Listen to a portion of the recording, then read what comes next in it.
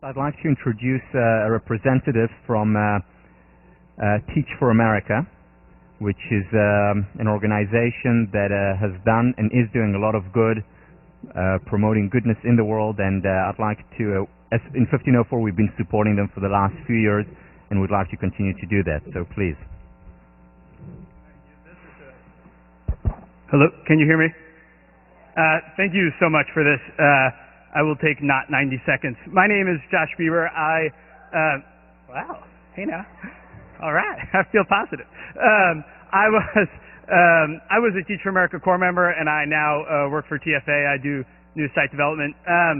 So when I was a senior, I had marginally considered this as an option, and had it not been for a very pushy phone call from the very pushy TFA recruiter on the deadline day, I would not have applied. But I hesitantly took 2 hours, filled out the essays, and now owe that phone call for the best 2 years of my life, and truly the happiest. So if I have 60 seconds, there are just two things I would want people to know about TFA. I think you know what we are. One is that this country does not serve all kids in our schools fairly. So low-income kids, before they even leave elementary school, are years behind where they should be, and nearly not even half of them graduate high school, which is a terrible injustice, a complete injustice. Two, you can actually make a difference. So I was as skeptical as they come about TFA and my ability and all the rest, but I know this to be true. If you walk into a class of fifth graders who on day one are years behind where they should be and hate school and are kind of inclined to hate you because of it, and 9 months later they leave on or above grade level begging for summer work and wanting you to hang out on the weekend, you kind of think anything is possible. And that's, clearly I'm here now. So for me, Teach for America was an opportunity to actually align my actions with my thoughts and my hopes and be part of the change we all talk about wanting to see. So I would encourage you all, regardless of what you think you may do next year or where you may go beyond that, to really consider this. It was the best thing I could have done. The final deadline is tomorrow. It's easy to do. You don't need recs. Just apply. And give yourself the chance to fall in love with it the way that I did. And I would just end by saying, if you're in this room right now, you probably have had the best education anyone your age anywhere could possibly have. And our students and our schools need you. So please join us. Thank you very much for the time, and have a good class.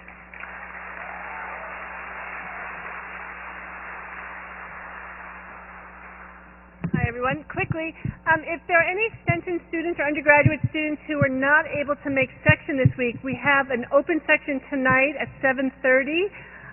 That'll be videotaped for the extension school. So if you are available and interested in attending that, please come see me after class. Thanks.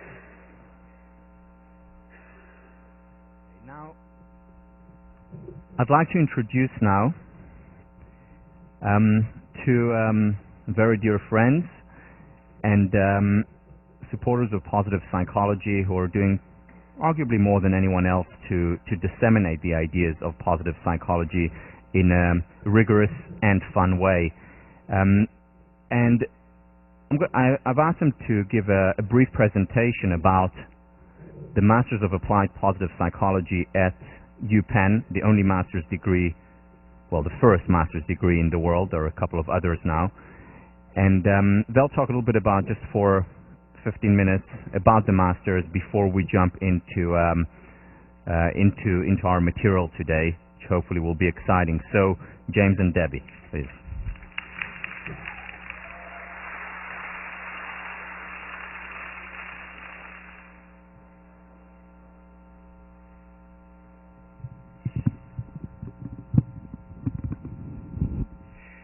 Thank you very much, Tal. It's great to be here with you guys, and what a delight to be able to spend a few minutes with you in such a very special class where you're combining the science of positive psychology with its practice. And of course, as you very quickly figured out, Tal is such a master teacher, somebody who's able to take complex ideas and make them simple without making them simplistic, and also making inspiring and making the presentation motivating so that we want to go out and apply the ideas that we're studying. I'm curious, how many of you here are interested in applying the science of positive psychology in your own personal lives? It's part of why you're here. Can I see your hands? Okay, great. How many of you are here because you're also potentially interested in applying the science of positive psychology in your future career decisions, like in your job and eventually? Okay, great, excellent. I hope you do just that. And for those of you who are interested in taking positive psychology, the study of positive psychology deeper in a graduate level program for your own knowledge, but then also to be able to take what you're learning into your profession, we're delighted to be able to tell you a little bit about the Master of Applied Positive Psychology program at the University of Pennsylvania, and to talk a little bit about taking positive psychology from the classroom to the world. Now, as you know, positive psychology is just about 10 years old. It was started in 1998 when Marty Seligman was the president of the American Psychological Association, and positive psychology was one of his presidential initiatives. About 4 years ago, Marty Seligman started the Positive Psychology Center at the University of Pennsylvania. And the mission of the Positive Psychology Center is to promote research, training, education, and the dissemination of positive psychology. So in January of 2005, I joined the Positive Psychology Center as the Director of Education and Senior Scholar.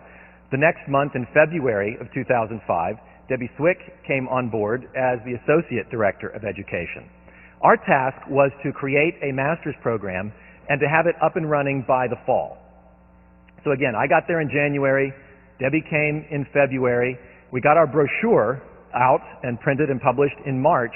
Our application deadline was in April. Kind of optimistic, I suppose, and we didn't know if anybody would show up. We didn't know if anybody would be interested. But we needn't have worried. We got over 100 applications, and we accepted 36 students into our program for that fall. And things have just really been going well and hopping ever since. This is our current class on their first day of class in the fall of 2007. We have 41 students in our class this year. So I'd just like to tell you a little bit more about the students. Actually, 3 of our graduates or current students are teaching fellows in this class, so that's exciting. Debbie Cohen and Elizabeth Johnston, where are you? If you guys would stand up. And Elizabeth Peterson. Great. So we have, and if you look on the upper left corner, Gabriel de Corral was a student here in this class 2 years ago when we came and presented on the program, and he is currently a student in the MAP program. So there's a lot of synergy going back and forth between this class and our master's program. Our students range in age from 22 to 62. They come from all across the United States, from Vermont to Florida to California. They come from around the world. We've had students from the UK, from Norway, Switzerland, India, Malaysia, Japan, Hong Kong, South Korea, and New Zealand. About 25 to 30% of our students are younger students who are just out of college and are looking to immerse themselves in positive psychology before going on into their professional training. The rest of our students are professionals who come from a wide variety of professions. In our first class, we had the former chief social work inspector for the entire country of Scotland was in the class. That was very interesting. We've had a kidney transplant surgeon, a former vice president of J.P. Morgan. We've had attorneys, directors of development for nonprofits. The executive director of a school, Carlbrook Academy, is in our class this year. Human resources directors, consultants, executive coaches, even a professional musician and a professional comedian. So it's quite a cross-cut of students in the class. Just in a couple of minutes, I want to give you a little bit more of a sense of what the educational design is and just a brief overview of the coursework. So this MAP program is a one calendar year of full-time study. Students begin in September and they end in August. The educational design is a hybrid model. So once a month, students are on site at Penn for intensive on-site classes. And then in the intervening periods, there are distance learning modules that the students complete. This is a professional master's degree, And it focuses on the theory and application of positive psychology in various professional domains. So at this point, there's not a separate licensing or credentialing in positive psychology itself. Students come from education, business law, medicine, etc., bringing their own credentials with them. So this design of having students on campus once a month for intensive classes allows students to continue working full-time. Now, I just said that the program was full-time, and you may be wondering, well, how can students work full-time and study full-time? Keep in mind this is a professional degree and an executive education model that's intended it's designed for people who are themselves working full-time and still taking classes full-time. So most of our students continue in the work they've been doing, continue to work full-time while they come to our class. Another advantage of this model is that students aren't required to live in or near Philadelphia. Students can commute in from across the United States, and what has been a surprise and a pleasure to us, students have decided to commute in from as far away as Europe and Asia. So I don't know what your commute today was like to come to class, but some of our students come from as far away as South Korea and New Zealand every month to be a part of the positive psychology classes. So you can imagine that adds a real excitement and energy to the class and puts a little bit of pressure on the professors to make sure that we have something worth coming halfway around the world for. This enhances the educational experience, obviously, by increasing student diversity. We have students who are living abroad and coming in for the classes. And also we're able to tap into the expertise of professors, not just at the University of Pennsylvania, but also at other schools as well, so that we can bring in the very top leading researchers and practitioners of positive psychology. A brief overview of the schedule of on-site classes. In the fall of 2008, you can see there that there are 5 different intensive on-site weekends in the spring as well, with distance learning in the intervening times. So just very briefly, the courses, each student takes 4 courses in the fall, 4 courses in the spring, and ends with a capstone course. In the fall, the courses focus on the foundational theory of positive psychology. Marty Seligman teaches the Introduction to Positive Psychology course. Angela Duckworth teaches a course on research, methods, and evaluation. It's very important for our students to have a real good grasp of the science of positive psychology, understanding the research methods behind the results. I teach a course on the foundations of positive interventions, and then our 4th course is Approaches to the Good Life, where we have different leading researchers come in and talk about their research. In the spring, our courses focus not so much on the theory, but now move to the application of positive psychology, since it is a Master of Applied Positive Psychology. I don't know if you've studied yet the Character, Strengths, and Virtues, the Values in Action classification spearheaded by Chris Peterson. If you haven't done that yet, I'm sure you shortly will. He himself comes in and teaches a course on the work that he has done. I teach a course on applied positive interventions, and we have a service learning component as a part of that class. Karen Rivich and Judy Zaltzberg-Levick teach a course on positive psychology and individuals. So this is how to use positive psychology relationally with other people, whether it's in a work environment or with friends or family. And then finally, I don't know if you're familiar with appreciative inquiry. Again, I expect if you're not, Tal will be introducing it to you during the course of the semester. David Cooperrider is the leader of this field of inquiry, which basically takes positive psychology approaches into organizations and seeks to foster change at the level not just of individuals, but at the level of the whole.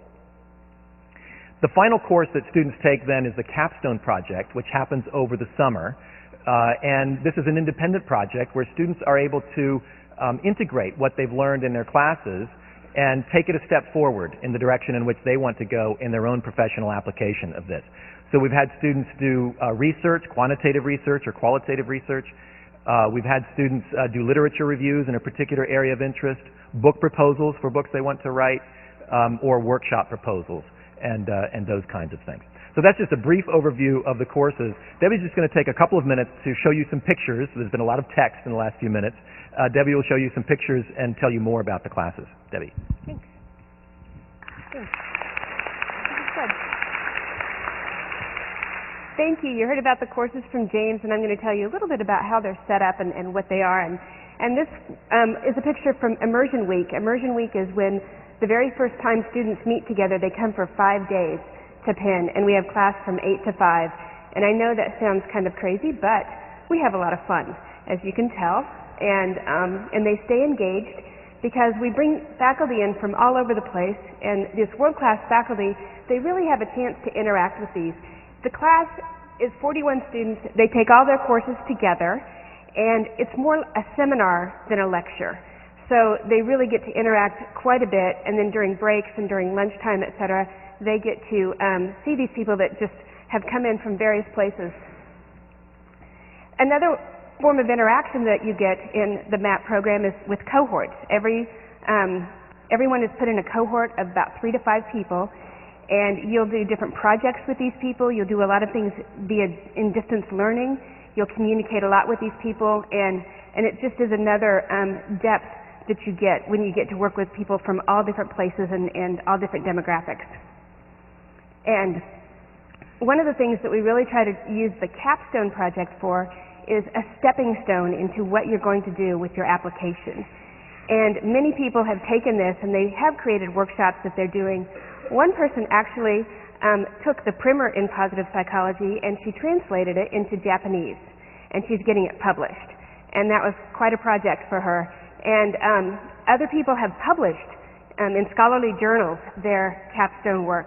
And people get to give presentations, and this is a photo of someone giving a presentation at the Positive Psychology Summit. And so there's a lot of different things that students do as we bring them through the program, as we give them a solid foundation, and then we help them to start applying this and move towards that. But one of the biggest questions that we get when we have applicants call in is, what can I do with a MAP degree? And I'm going to tell you just a quick snapshot. Sasha Lewis-Hines is the first person there. And she is now in the PhD program of development psychology at Columbia University. So she came to the MAP program before getting her PhD, so she has that foundation, and that's what she wants to use and focus on as she goes through and gets her PhD.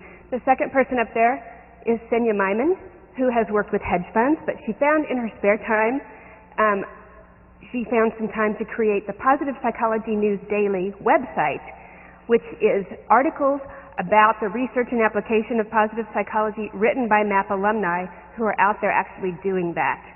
And another thing that she's been able to do, along with a lot of other MAP alumni, has been involved in trainings and been involved in projects that have come through the Positive Psychology Center. As we get different projects to train people in the UK to put positive psychology in their schools, the people that we draw on are MAP alumni because they have the education and the foundation that is needed to be able to put through these projects. So we hope to continue to put together alumni with various opportunities that come along to us. Caroline Miller is the third person there, and she is an author, and she's getting ready to publish her second book. And she's also a speaker and a coach, and she has had the opportunity since MAP to actually teach a lot of courses. And she's very focused on goal setting, and she's very focused on sports psychology. So this has really expanded what she's been able to do. And not all of our students are Harvard graduates, but these 3 actually happen to be the Harvard graduates. So it's very interesting to see that little snapshot, and we hope that we have many more Harvard graduates coming to our program. So, James, you want to finish up here? Thank you very much, Debbie. So our presentation is entitled From the Classroom to the World, and certainly the MAP program is one way of taking positive psychology from the classroom to the world. Just wanted to mention very briefly another opportunity. We have just started the International Positive Psychology Association, and this is it's going to be a major international organization to help facilitate communication and collaboration among researchers and practitioners of positive psychology. Here is a picture that was taken at the first Board of Directors meeting that happened in October. Not pictured here is Tal, who is a member of the Board of Directors, as are a number of other leading positive psychologists from the United States and around the world. There's a special student membership, so I encourage you to check out the International Positive Psychology Association at www.ipanetwork.org and join to stay abreast of the latest developments in the field of positive psychology. I wish we had time for your questions, but I know Tal has a lot of great stuff for you today, so we'll move along. Just want to let you know that there will be an information session this afternoon from 3 to 4:30 in Harvard Hall, room 103. So we'd love to see any of those of you who are interested to stop by and talk with us, and we'll be able to talk in more detail about the specific questions that you might have at that point. We'll also be here for a few minutes after class. We have some brochures with us. We'd love you to take a brochure if you're interested. There's always more information can be found on our website at penpositivepsych.org, or you can email us at the address listed. So we hope to see a lot of you at the MAP program sooner or later. And in the meantime, wish you a very successful semester as you dig into the science of positive psychology and put it into practice in your own lives, and think about how to take positive psychology from the classroom to the world.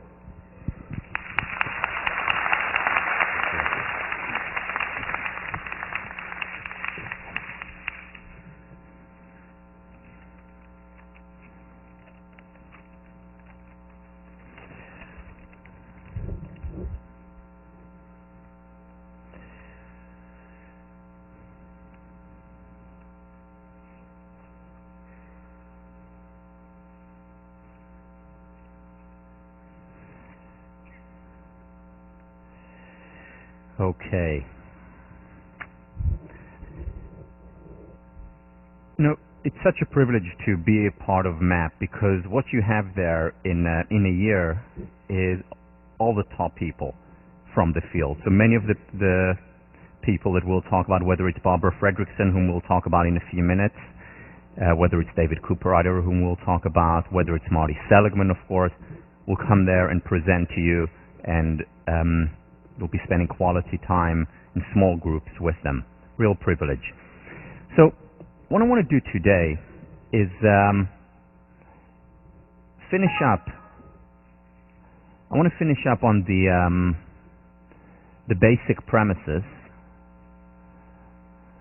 Second.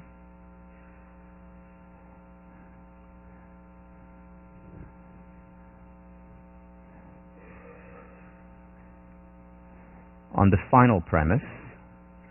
No, we're not going to watch that again. No.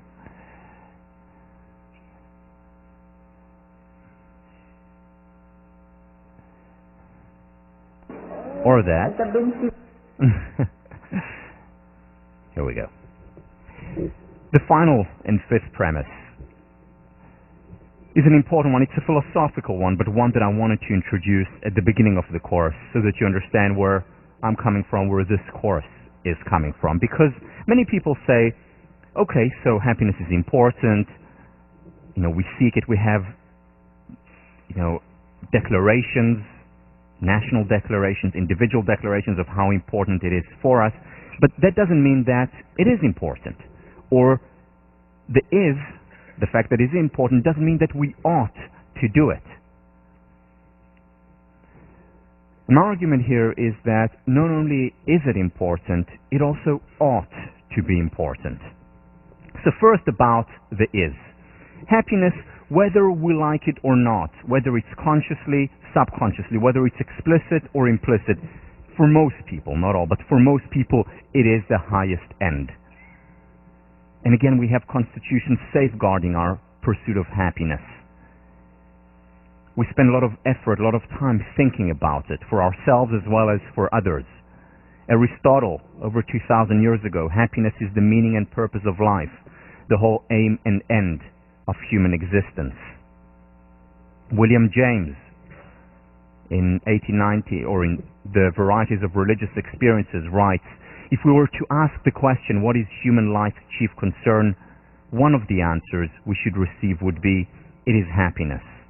How to gain, how to keep, how to recover happiness is in fact for most men at all times, the secret motive of all they do and of all they are willing to endure. Now you may have heard of William James. He's named after a building here. And he talked about this over 100 years ago, Aristotle over 2,000 years ago, and it's not just peculiar to the West.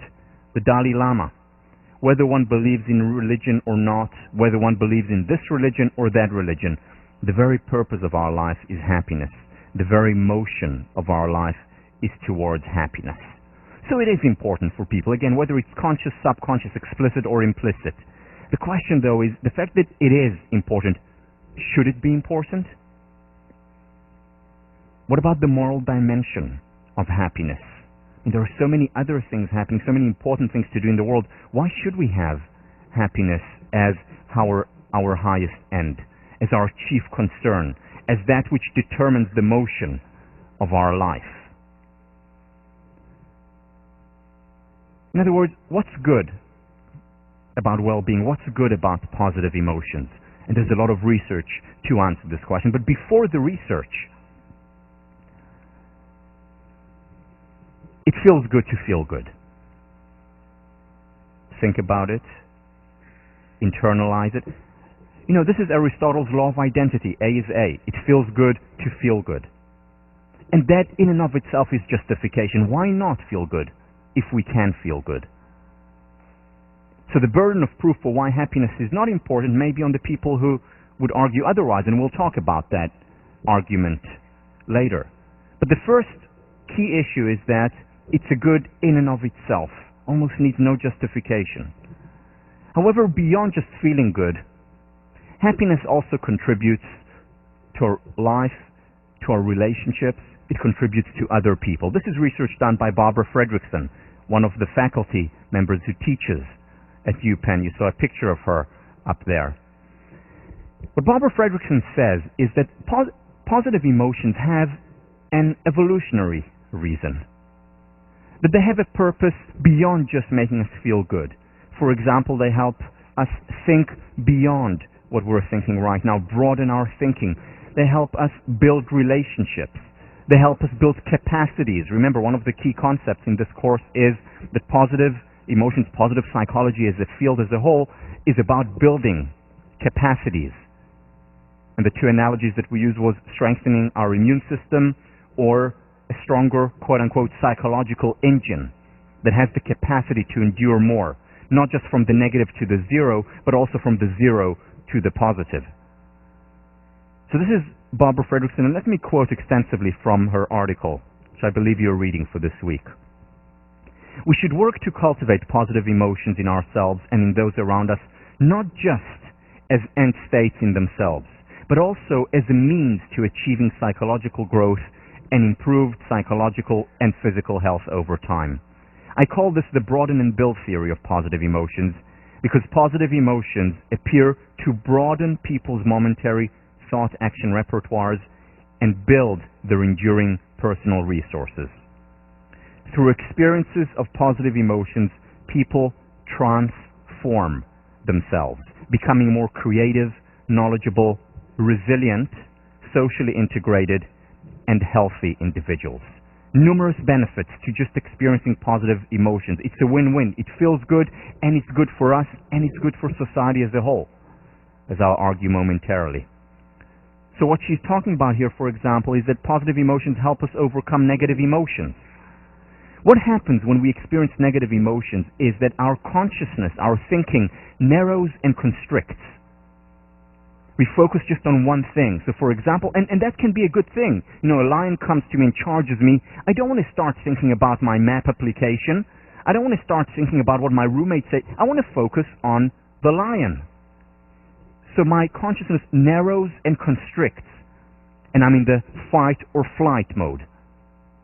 Now that's a good thing when a lion charges me, but it's not a very good thing if my consciousness continues to narrow and constrict beyond the threat or beyond the hardship. And what we know is that very often we enter a downward spiral, a vicious cycle, when we go into this narrow and constrict mode. So for example, a random example, my girlfriend leaves me, all right, and I narrow and constrict in terms of my thinking, and all I'm thinking about is just that.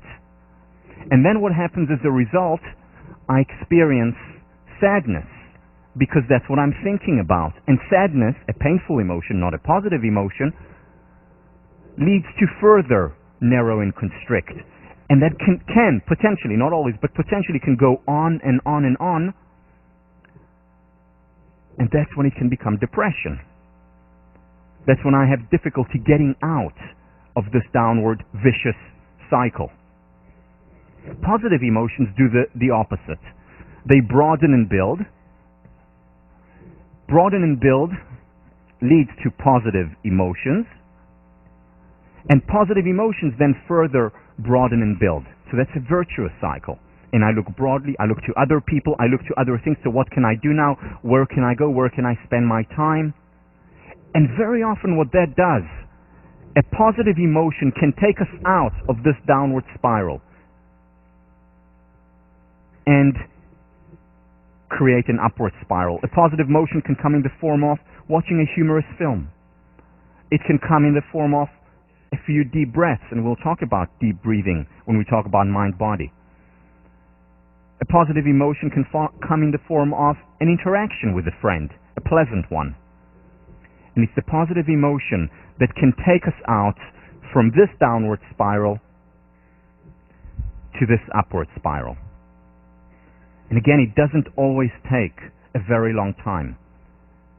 And the challenge is to combine it with the permission to be human, to experience the emotion, to go through the motion, and yet not to enter the downward spiral where, 6 months later, after a small incident, I'm still in that rut.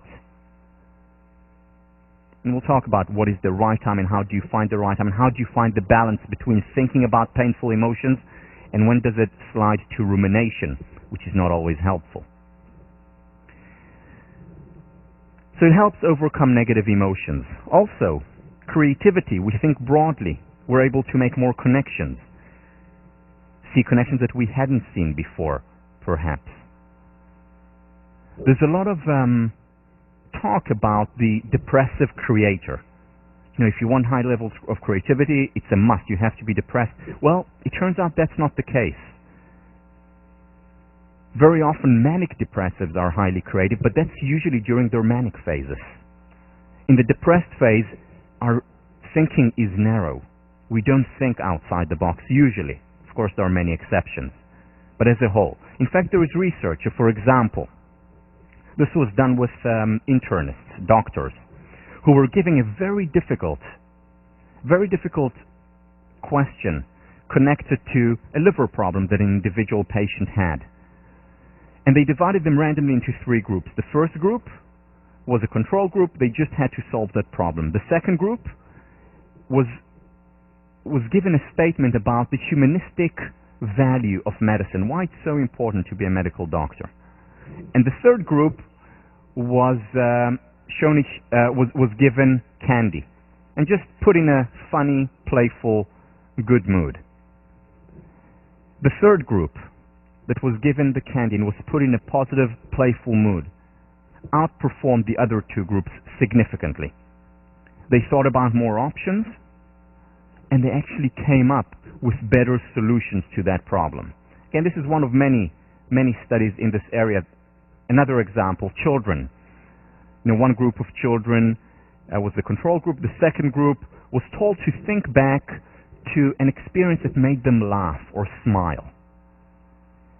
And that group did much better on a learning task than the control group because they were put in a positive mood. Again, it's a win-win. It's defined in many ways the no pain, no gain paradigm, whether it's of education, of doctors, or in school, as well as generally in the workplace.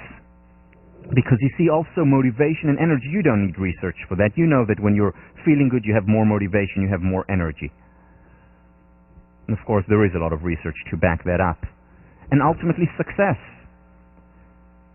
They look at in the professional, people who are able to manage their emotions better and lead to more positive emotions, get out of this narrow and constrict to the broaden and build, are in the long term more successful. Again, it's not the people who don't have painful emotions. Remember, they're all dead. It's the people who experience painful emotions, but are all at the same time able to shift themselves, their consciousness, their thinking, their experience to the positive more readily. And happier people are more successful because they have more energy and work harder. It's because they're pursuing something rather than running away from something, what's called approach rather than avoidance goals. We'll talk about that during the week on goals. Also because they form better relationships. They're more open and generous. and they're more creative. All these components ultimately lead to higher levels of success. Positive emotions don't only contribute to our success, they don't just contribute to our feeling good, they also contribute to our well-being. Optimistic people, and again, not Pollyannish detached optimism, but grounded optimists, on average live significantly longer. Bless you. Their immune system is stronger. So it also helps in terms of physical health. But now the question is the moral question. What about other people? How can I talk about or act in my life pursuing my happiness? Isn't that selfish? And the answer is yes, it is selfish. When I talk to myself, when I say to myself, I want to be happier, I say to myself that I want to be happier. That's a selfish thing. So is that bad? Is that immoral? Well, in our culture, selfishness and immorality have essentially become synonymous. And that's a problem. And here is why. Because this is the number one. Equating the two, selfishness and immorality, is the number one cause, subconsciously mostly, but not only, number one cause of unhappiness. Because people feel guilty about pursuing their own happiness. People feel guilty at times feeling good about themselves. How can I? How dare I feel good about myself? How can I pursue my own happiness when there is so much suffering in the world, and there is a lot of suffering in the world? So how do we respond to that? First of all, happiness is a positive-sum game. It's not a zero-sum game. Neither is it a negative-sum game. It's not that my happiness takes away from other people's happiness, which would be a negative-sum game. If I have more, you necessarily have less. It is not even a zero. Or rather, if I have less, you have less. That's a negative-sum game. Or a zero-sum game. If I have more, you have less. It's a fixed pie. It's not that. It's a positive-sum game. Why? Because happiness is contagious. If I'm happier, I'm more likely to contribute to other people's happiness and well-being. Being happy, in other words, is also a moral state in the sense of actually contributing to other people's well-being. The Buddha talked about it thousands of years ago. Thousands of candles can be lighted from a single candle, and the life of the candle will not be shortened. Happiness never decreases by being shared. It's like passing on light. And if you're happy and work on your own happiness, you're contributing indirectly to other people's happiness. Just like the baby who laughed last time made you laugh. It's contagious. Generally, people who work on their happiness, again, not people who experience a constant high, they would have real difficulty having relationships since they're dead. But generally people, those of us who are alive, who work on our happiness, who experience the vicissitudes of life, the ups and downs, but overall work on our happiness and become happier and happier, have better relationships, more generous, more accepting of other people, more tolerant of other people, as well as of themselves. There's a lot of research to show that helping ourselves, in other words, working on our happiness, contributing to our well-being, leads us to also be more generous and benevolent toward others. This is researched by one of the leading researchers, one of the first researchers in the area of positive emotions, Alice Eisen. And she showed time and again how feeling good is good for us and good for others.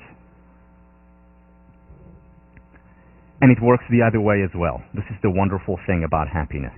It works the other way as well, because helping others also helps ourselves. Remember your task for this week, those of you who have already read it. It's to commit above and beyond what you usually commit 5 extra acts of kindness during one day. 5 extra acts of kindness. This is research done by Sonia Lyubomirsky. I mentioned her book on the first class, The How of Happiness. She's done fantastic work showing how people who help, whether it's helping 5 extra acts during the week, it can be more, doesn't have to be restricted to 5, or people who help 5 extra acts during one day, it actually contributes to their well-being. So helping others is also helping ourselves. One of the things that I say, and only half in jest, is that I know of no more selfish act than a benevolent act. And again, only half in jest, because the two are interconnected. And there is a self-reinforcing loop between the two, where helping others helps ourselves, and helping ourselves in turn helps others. And rather than looking at it as selfish, and some people may feel dis-ease with it, rather though as looking at it as selfish, i.e. equal immoral, we should look at it as something that is so wonderful about our nature, a part of our nature that we should celebrate. The fact that our happiness is tied to others, the fact that we're tied to others in a web of empathy, that's a wonderful thing about human nature. A thing that we need to celebrate much more than we are doing already. Because remember, if we don't celebrate it, if we don't appreciate that part of our nature will depreciate. To appreciate has 2 meanings, as we talked about. 1 is to say thank you for something, and 2 is to grow.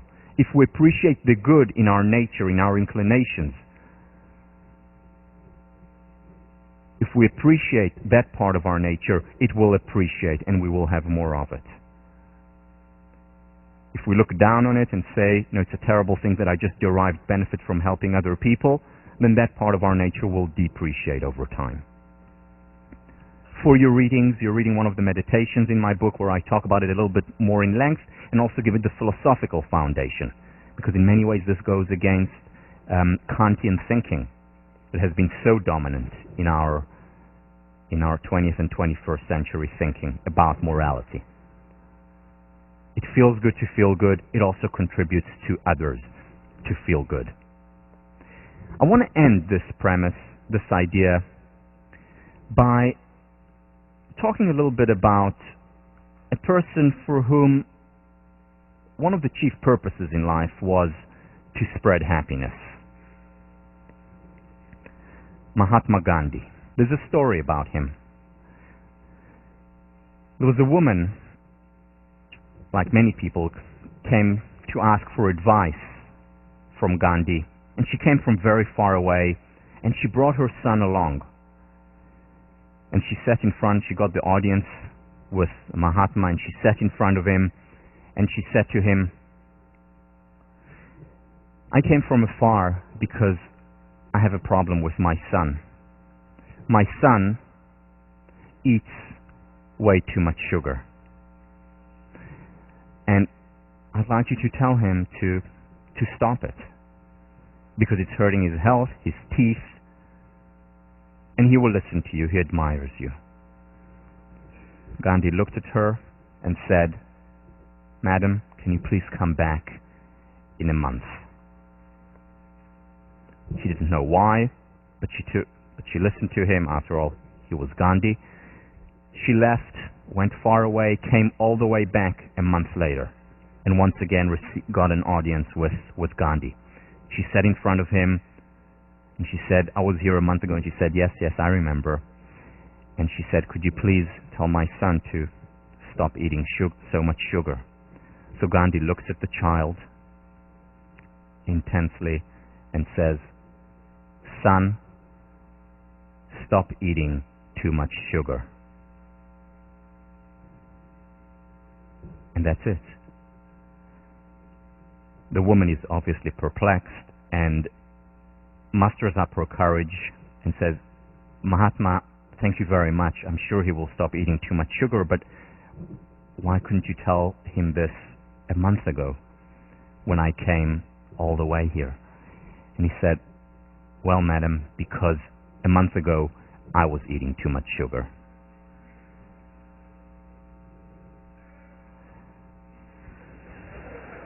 Yeah, I know it's a very sophisticated joke. It takes a while, but I'm glad you got it. one of the things that Gandhi said that he talked about, and this is from his wonderful autobiography, My Experiments with Truth, be the change you want to see in the world. Be the change you want to see in the world. This is how you bring about change.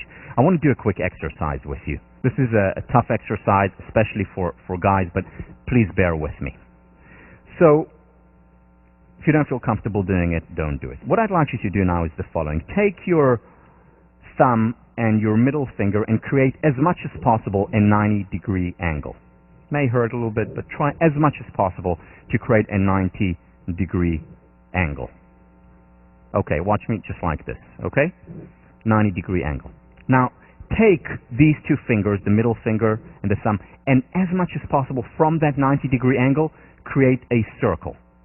Again, this is more difficult for men than for women, less flexible. Create a circle so that it looks like, like a rabbit, if you would have on the show. Middle finger, exactly. Middle finger and your thumb. All right, just watch me like this, as much as possible. It's not perfectly round, but as much as possible. Now, take that circle that you have just created. Can you see that circle? Take that circle and put it on your cheek. Your other cheek.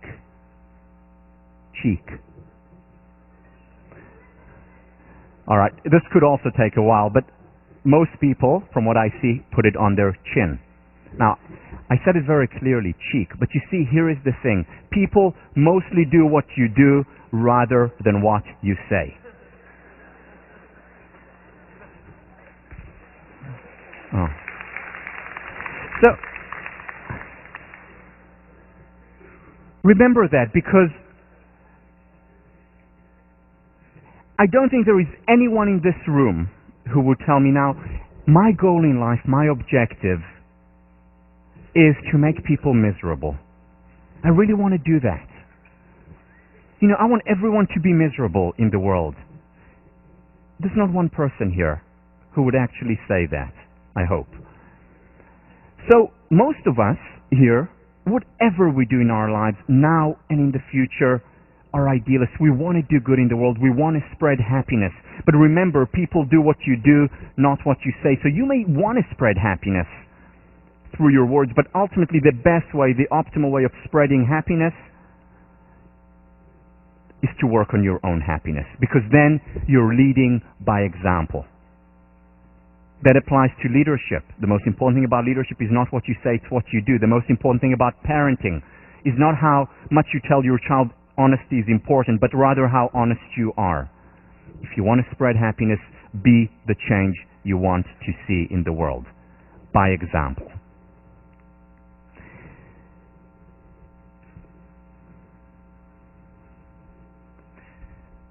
So these are the 5 basic premises that we talked about. They form the foundation of the course. And what we're going to do over the next couple of months is expand on these. Most importantly, see how we can take the research, the rigor, and apply it to our lives. So let me move on now to the next lecture.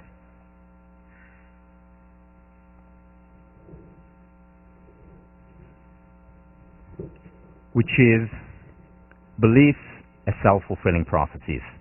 This, I must say, this topic ignited my imagination when I was a kid, when I thought about it, when I was an athlete. And that's when I understood the power of the mind.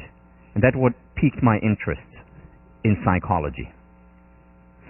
And I want to start with a story, a specific story that in many ways I can see as the first story, psychological story that I heard, or the story that I heard that brought home to me the message of how important psychology is to well-being and to success. And success as a 14-year-old squash player was the most important thing in my life. And the story is of Roger Bannister. Just so I get a show of hands, how many people have heard of Roger Bannister? Okay, a handful. So, those of you who have can hear it again. Roger Bannister was a runner. He ran the mile, and until 1954, running the mile in under 4 minutes was considered impossible. In fact, doctors proved that 4 minutes for the mile was the limit of human ability. Physiologists ran tests proving scientifically that the limit of human ability was running the mile in 4 minutes. You could not go below that. And runners proved, the doctors and the scientists proved that they were right, and ran the mile in 4 minutes and 2 seconds, 4 minutes and 1 second, but no runner could run the mile in under 4 minutes, ever since the mile was actually timed, or they started to time runs. It was impossible. Doctors, scientists showed, runners, athletes, the top ones in the world, proved that the doctors were right. And then came along Roger Bannister. Roger Bannister said, it is possible to run the 4 minutes, and in fact, I'm going to do it. Now, when he said it, he was a medical doctor at Oxford University. He was a good runner, top runner, but nowhere near the 4 minute mark. His best time was 4 minutes and 12 seconds. And of course, no one took him seriously. But Roger Bannister continued to train and work hard, not harder than the rest of the runners, but as hard as the top runners in the world, and he did get better. In fact, he broke the 4 minutes and 10 seconds mark, 4 minutes and 5 seconds mark, and then he got to 4 minutes and 2 seconds and stopped, like everyone else. Could not go below the 4 minutes and 2 seconds, so he wasn't even the best runner in the world, but among the best. But he continued to say, it is possible. There is no human limitation on that. We can run the mile in under 4 minutes. And he continued to say it, continued to train, to no avail, for years. Until 1954. On the 6th of May, 1954, on his home turf at Oxford University, Roger Bannister ran the mile in 3 minutes and 59 seconds. Sensation. Front page news all over the world. Science defied. Doctors defied. The impossible made possible. It became known as the Dream Mile. Now listen to this. For decades, ever since the mile was timed, no one broke the 4 minute barrier. It was considered impossible. And then on the 6th of May, Roger Bannister does it. 6 weeks later, John Landy, an Australian runner, runs the mile in 3 minutes, 57.9 seconds. The following year, 1955, 37 runners run the mile in under 4 minutes. 1956, over 300 runners break the 4 minute barrier. Now what happened? Was it that they suddenly started to train harder? Of course not. Was it new technologies, new shoes? It wasn't. It was the mind. Look how powerful the mind is. It wasn't the fact that they were running that time and they said, oops, we're over the speed limit, let's slow down a little bit. Not at all. They were trying their hardest, their utmost. And yet the subconscious mind limited them, prevented them from breaking that barrier. That happened to be not a physical barrier, as the doctors and physiologists and scientists had claimed. It was a mental barrier. And what Roger Bannister did was break down the fort, the mental, psychological fort. Beliefs are self-fulfilling prophecies. Very often they determine how we perform, how well or how poorly we perform. They often determine how good or not so good our relationships are. They're the number one predictor of life success as well as well-being, as we'll talk about.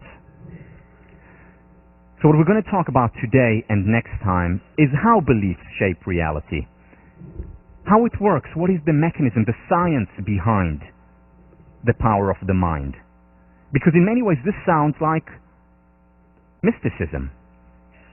And part of it is mystical, still not understandable, but we're going to talk about, as much as we know, why it works and how it works. There's unfortunately a lot of misunderstanding about optimism, because the self-help movement in many ways is about telling us how it's all about the power of the mind. Talk about Think and Grow Rich, the book. We'll talk about The Secret, which is about creating our realities through our thoughts.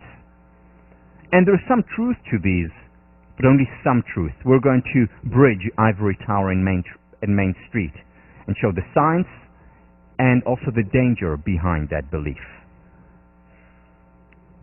Most importantly, how do we apply it? How do we enhance the belief we have in ourselves? If there is such high correlation, and there is very high correlation in predictive power to a sense of hope, to a sense of optimism, to beliefs, if they so much determine our outcome on the athletic field,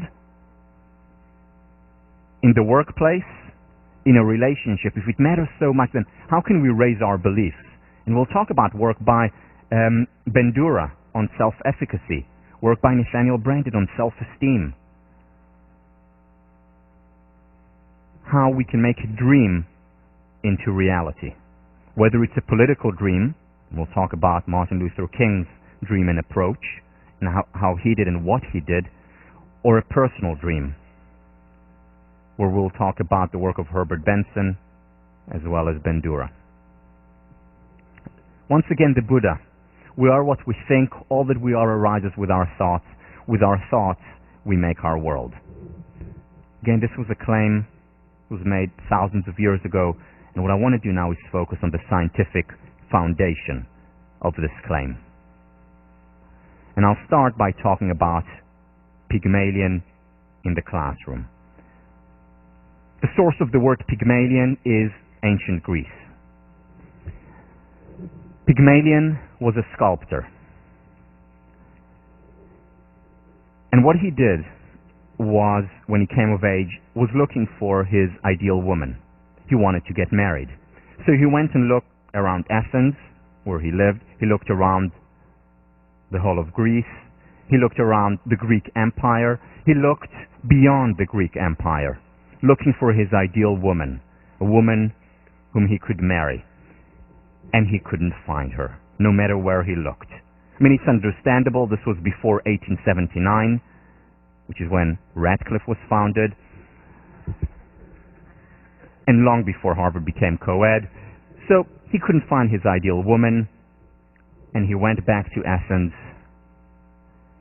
and that said to himself, well, instead of finding that ideal woman, I will create a sculpture, as he was a sculptor. I will create a sculpture in her image. And he created that sculpture, and when he looked at her, he was so overwhelmed with emotion and sadness that he couldn't find her, that he began to cry. And then Zeus, Athena, and especially Aphrodite, looking down on him, took mercy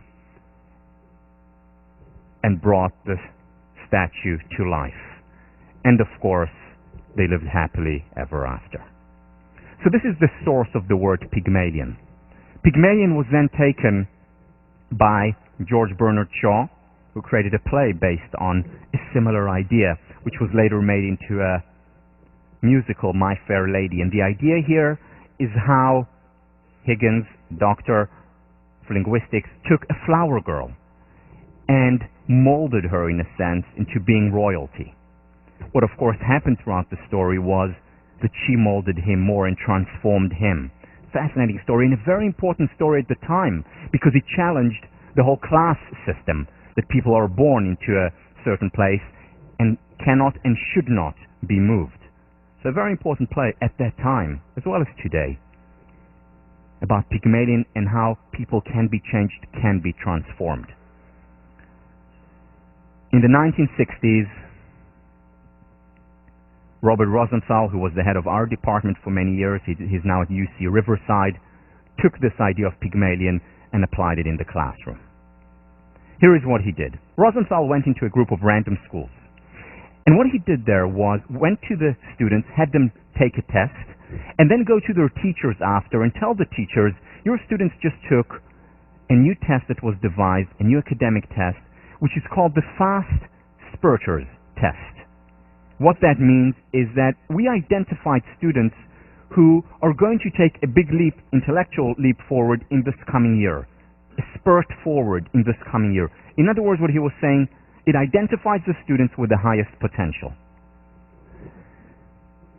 And what he found then was when he told these students, the teachers, or what he told these teachers was that, this is just an FYI. You cannot tell the students this. We don't want any discrimination in your school. But just so you know, these are your fast spurters. It's a new test, newly devised. Just so you know. Unbeknownst to the teacher, the actual test that was given those students was a regular off-the-shelf IQ test. Also unbeknownst to the teachers was that these students' names, who were deemed fast spurters, highest potential students, were literally randomly picked out of a hat. So these were regular students, like all other students, but the teachers thought they were fast spurters. Robert Rosenthal leaves the school, comes back in at the end of the year. And here is what he finds. He looks at their English scores. The fast spurters improved significantly more than any of the other students. He looked at their math scores, because English is not really objective, and maybe it was the teachers who thought they were better than they were really, so he looked at their math objective scores. These students improved significantly more than any of the other students. But here is the clincher. Robert Rosenthal administered, once again, an IQ test for all the students.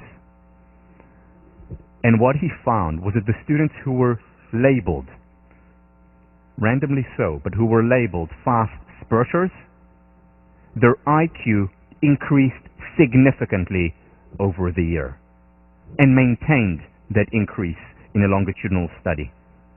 Now, this is mind-boggling. IQ is supposed to be your intelligence quotient that you're born with.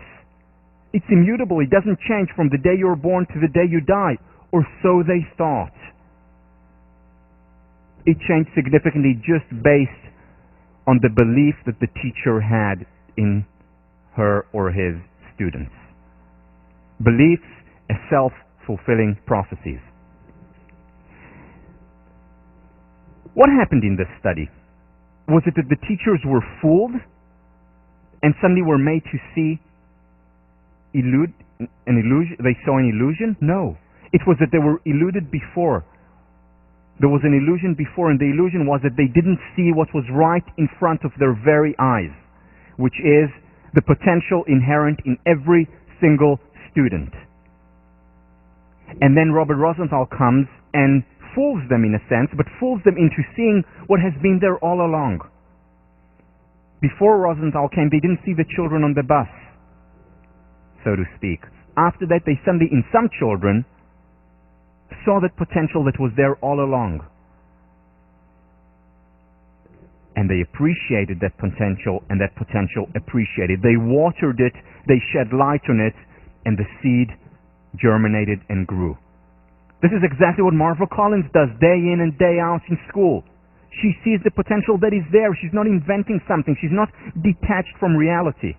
It's rather that people who don't see the potential in other people, as well as in themselves, as we'll discuss, they're not seeing the full reality. They're only seeing part of it. They're completely missing the children on the bus.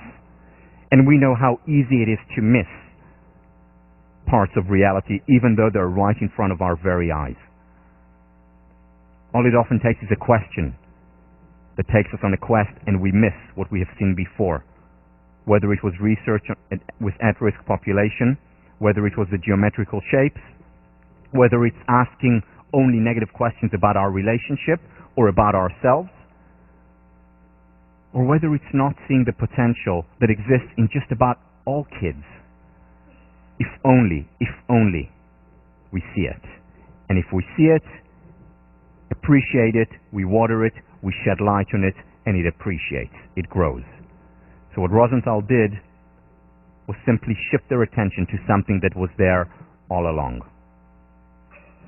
Same in the workplace, replicated hundreds and thousands of times, the Pygmalion effect.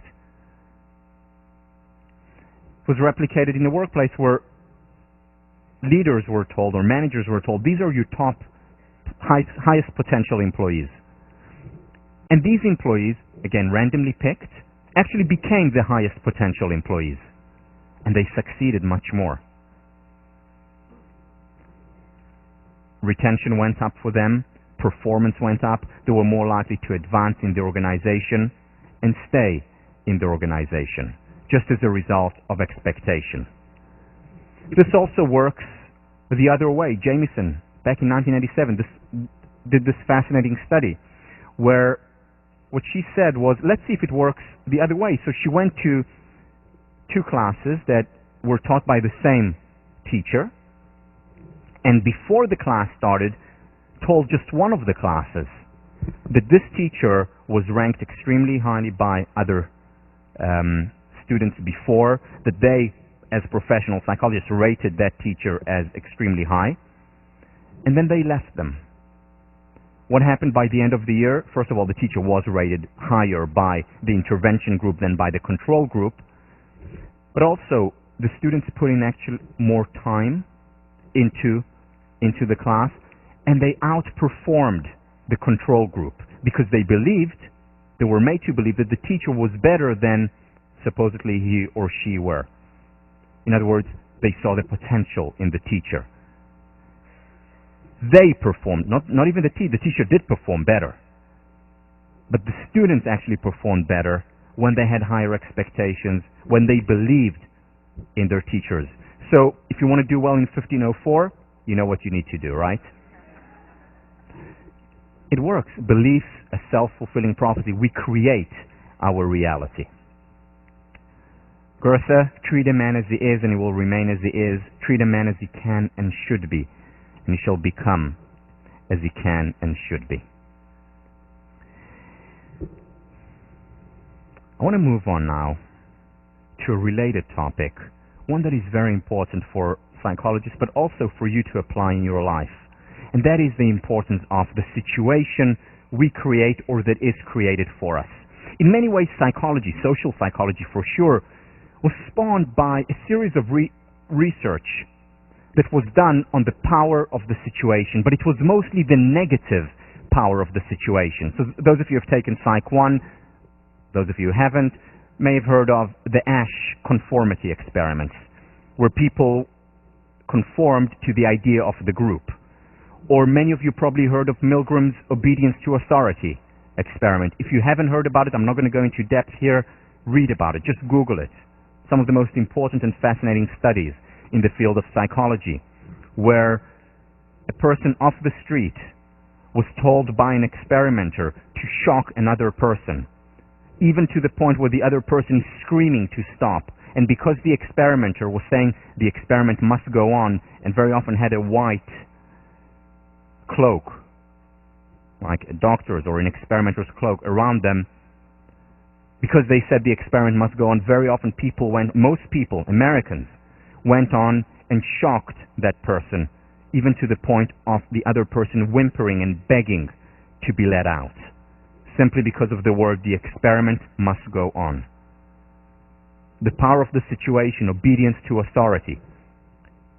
This was done in order to show how something like the Holocaust could only happen in Germany, how people there are more likely to be obedient to authority. And what they found globally, worldwide, people have the tendency to be obedient to authority, whether it was in the United States or in Germany. Around the world, same replicated. The power of the situation. Philip Zimbardo's prison experiment. This was done at Stanford, where what they did was take in, again, read about it if you haven't, I'm not going to go into depth here, where they took people off the street and have them play the role of either the prison warden, the guard, or the prisoner. And the experiment was supposed to go on for 2 weeks to show what entering a role does.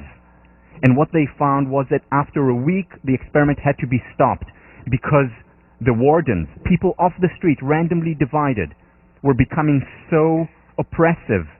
They humiliated the prisoners who got into their position of being humiliated, just like prisoners often feel. This explains Abu Ghraib, current phenomenon, what happened in the Iraqi prisons, of how people off the street entered the role. They entered the role so much that Zimbardo had to stop the experiment after 1 week. Go on YouTube and watch the video about this mind-boggling stuff. So this is all important, good to know, important to know, but not enough. Because if the situation is so powerful, why just the emphasis on the negative? Why not think about creating positive situations that will help us lead happier, more moral lives? And this has, just like a lot of the positive psychological approaches, has been ignored with a ratio of 21:1. So let me share with you just a couple of studies in this area. Both of them done by our very own Ellen Langer. This, by the way, the study that I'm going to share now is going to be the backbone of a movie coming out about Professor Langer. Person who's going to play Ellen Langer, she's the first female tenured professor in the psychology department. The person who's going to play Langer is Jennifer Aniston. And the movie is coming out hopefully in a year. But it's about this experiment that I'm going to share with you now. So this was done in 1979. Here is what Langer did. What she did was take men who were above 75 years old and send them to a retreat, which was a 1959 retreat. Meaning, even though this was 1979, the music was from 1959. The magazines that they read that were all around were 1959. The daily newspapers were 1959. Everything was 1959. Even they had to go into the role, just like in Zimbardo, they had to play the role of 1959, as if they were 20 years younger. Now, of course, it was a psychological experiment. They had all these different measures taken before, after. And here is what they found. 1 week retreat. At the end of the week,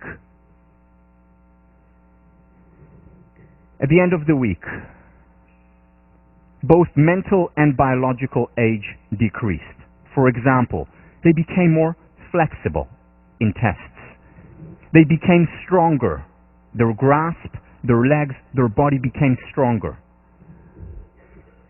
Their memory improved significantly. So their intelligence level, as taken by tests before and after compared to a control group, improved significantly after a single week. She measured the distance between the bones in the fingers, because when we get older, the space becomes smaller, they become tighter. The length after a week increased in their fingers. They became happier. They became more self-sufficient, less dependent on other people, as rated by themselves and as rated by their family members. They became healthier. Their eyesight and hearing improved significantly in as little as a week, just because they entered a powerful, positive situation, which goes against a lot of the stereotypes and the prejudices that they encounter in the outside world. So just by quote-unquote acting a certain role, they became that role, just like Zimbardo's prisoners became their role in as little as a week. Another study that she did, and this is reported in her book Mindfulness, which I highly recommend. She took in and tested people's eyesight, and she gave them a normal eyesight chart, measured them, wrote down their performance. And then she took the exact same people, this time put them in pilot's overalls, and at the same time put them in a flight simulator and showed them the exact same eye chart. Same distance, same eye chart. The only difference being they're sitting in a flight simulator and they're wearing pilot's overalls. They were sitting there looking at the eye chart, and again she ran the eye test. 40% of participants' eyesight improved significantly as a result of just changing the situation. Same distance, same chart, same everything. Different situation. The question is, how do we create a positive situation? How can we create a situation that improves us with the role? And I want to share with you a couple of studies. I'll share one study and then another later about the environment. First of all, the work of Baj. Priming is when we have subconscious or conscious priming. For example, you're looking at a screen and for just a few milliseconds a word appears, and that word primes you. And there's a lot of research on how it can prime you negatively with stereotypes, for example, with prejudices, or positively, but not enough and positively. So here is a study done by Baj, where he primed people with words associated with old. So for example, words such as old, words such as stick, word such as, like a old person stick, words such as Florida. Really, that's one of the words he primed people with. So he primed people with quote-unquote old words. And then he had them take, compared to a control group, an intelligence test and a memory test. The memory of the people who were primed with quote-unquote old words, they performed worse than the control group. Second, he looked at these people and measured how fast they walked from where the experiment was to the elevator, and also had blind evaluators, people who didn't know which condition they were in, evaluate how they were walking. So the people who were primed with old actually walked more stooped than the other people, and they walked significantly slower toward the elevator, not knowing that they were primed with old words. They walked slower toward the elevator than the people who were not primed with these old words. Subconscious completely. And then he did the same thing, priming people with words related to achievement. The people who were primed subconsciously with words related to achievement did better on tests than control group. Their memory improved, and they persisted more on difficult tasks. And the question is, and the thing that I'll talk about next time, is how can we create consciously and subconsciously a positive environment where we actually can take out the most moral, most successful self, to appreciate that self, to help the environment bring out the best in us. Next time.